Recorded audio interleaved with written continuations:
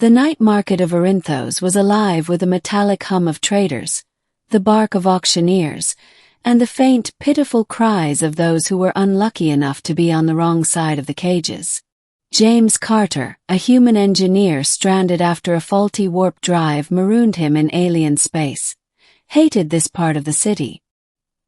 He told himself he only came here for spare parts, rare metals, and maybe some food rations he couldn't get elsewhere. But the truth was, he hated the cages most of all. This part of the market sold lives. Slavery wasn't legal on most civilized worlds, but on Orinthos, the council turned a blind eye.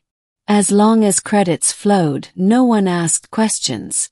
Beings of every shape and size were penned behind plasma bars, from insectoids with chittering mandibles to feathered avians whose bright eyes still held a shred of defiance. James tried to walk past quickly, as he usually did. But tonight something stopped him. Voice. Soft, trembling, desperate. "Buy me, please." He turned. Behind the bars was a girl, or at least she looked young, maybe late teens by human standards. Her skin was pale lilac, almost luminous under the neon glow, with faint ridges that traced her arms like delicate carvings. Her hair, silver and braided, framed two bright golden eyes that shimmered with both fear and determination. She looked directly at him. "Please," she whispered again. "Buy me. Don't let them sell me to the Trask." James clenched his fists. He knew who the Trask were, an insectoid species infamous for cruelty. They didn't buy slaves for companionship or service. They bought them for sport. James hesitated. He'd never bought a slave. He hated the thought.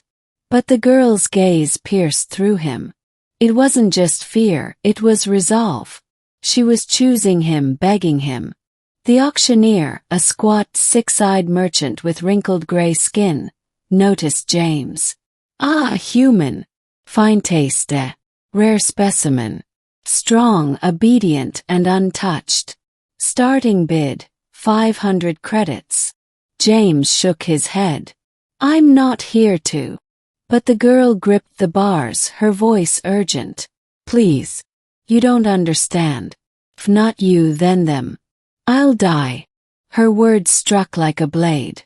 James looked down at his credit chip. He didn't have much left. Not after fixing his ship again and again with scavenged parts. But he had enough. And against his better judgment, he raised his hand. 500, he said. The Trask beside him hissed, mandibles clicking in irritation. They raised their claws, clicking for 600. James swallowed hard. 7. The bidding war began. The Trask's eyes glowed with fury, but James didn't back down. Finally, at 1,000 credits, nearly everything he had, the insectoids retreated with an angry screech. The merchant grinned, handing James a data pad. "She's yours now. Don't break her too fast." James ignored him.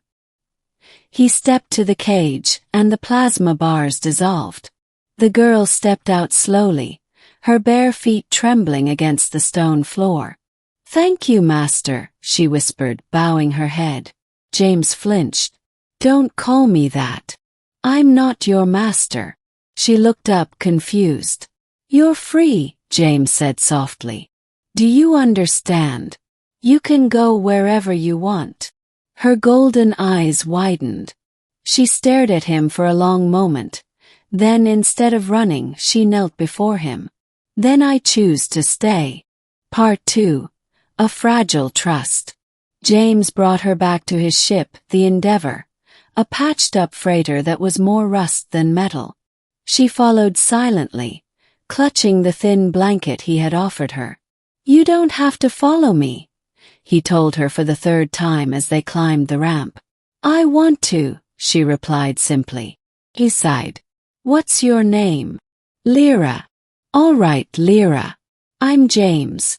Inside the ship, he showed her the spare quarters, bare bones with a narrow cot and some storage crates. You can stay here until you figure out what you want to do. But instead of relief, she looked uneasy. You really mean it? I'm not your property. James sat on the edge of the cot, his voice gentle. Lyra, slavery's wrong. Where I come from, no one can own another person. You're free. Always. Her golden eyes shimmered with tears. For a moment, she seemed ready to collapse. No one has ever said that to me, she whispered. That night, James heard her crying softly through the thin walls. Part 3, Shadows of the Past. Days passed. Lyra stayed on the Endeavor, helping where she could, cooking simple meals, cleaning, and even assisting with repairs. She was quick to learn, her delicate hands steady even when working with human tools. But James noticed something troubling. She flinched at sudden noises. She froze whenever he moved too quickly. And once, when he accidentally brushed her hand, she recoiled as if burned. He didn't press her, but he suspected the truth.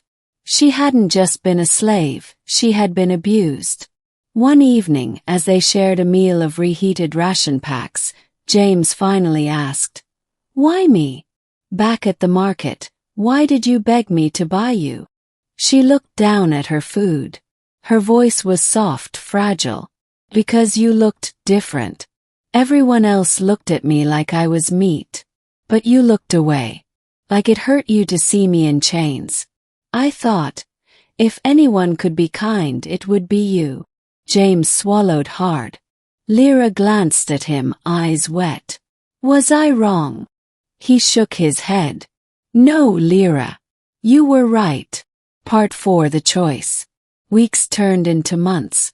Lyra grew more comfortable, her laughter soft but genuine, her fear slowly fading. She even teased James about his messy hair or the way he swore at stubborn bolts.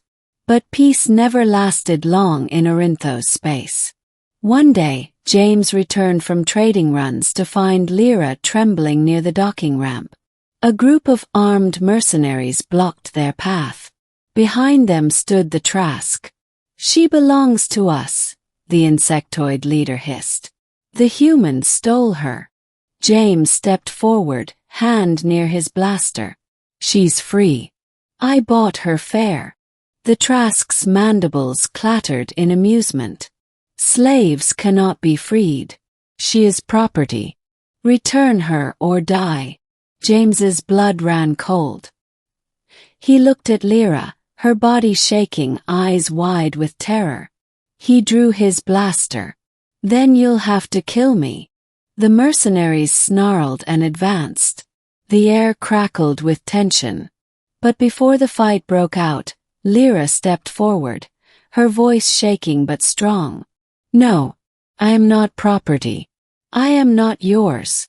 The Trask screeched, lunging, but James fired first. Chaos erupted.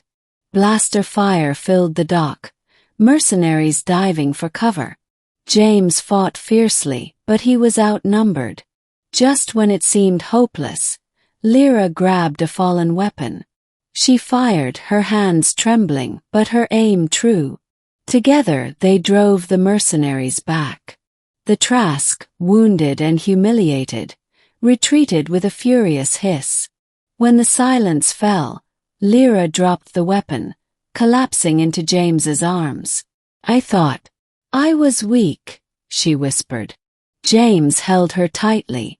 "You're stronger than you know." Part 5. A New Beginning. After that day, something changed between them. Lyra no longer flinched when James touched her shoulder. She smiled more, laughed more. She began to call the Endeavor home.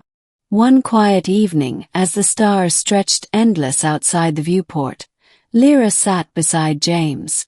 "You saved me twice," she said softly. He shook his head. "No, Lyra. You saved yourself. You chose to fight. You chose to be free." Her hand brushed his. This time she didn't pull away. "I asked for a master," she whispered. But I found a protector. And maybe something more.